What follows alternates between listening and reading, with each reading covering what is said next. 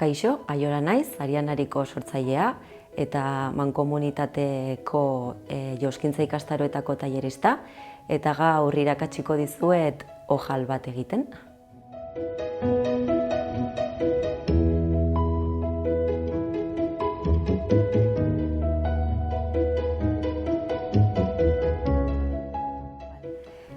Ojala egiteko egin behar dugu lehenengo gauza da oihala markatu, horretarako pilot berezi batekin baliatu naiz. Pilota hau oso erraz borratzen da plantxarekin, baina berezia da, hau da, erabili duana.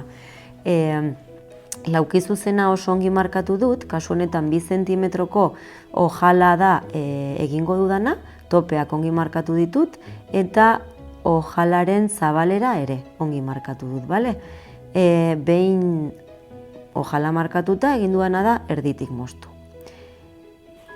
Ojala egiten hasteko torzala erabili dut, torzala ari potolxeago bat da, eta ojala egiteko egokiena dena.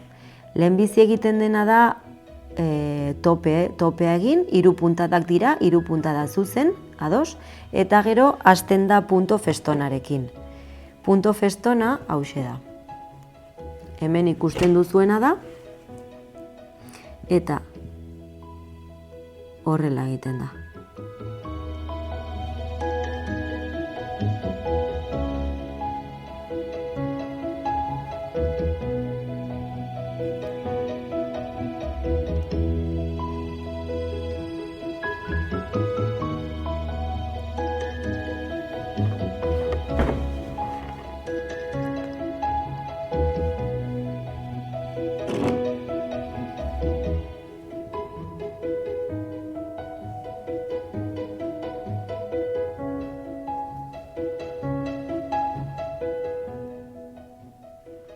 Ojalaren bukaera hau da, hemen ikusten dugu ojala,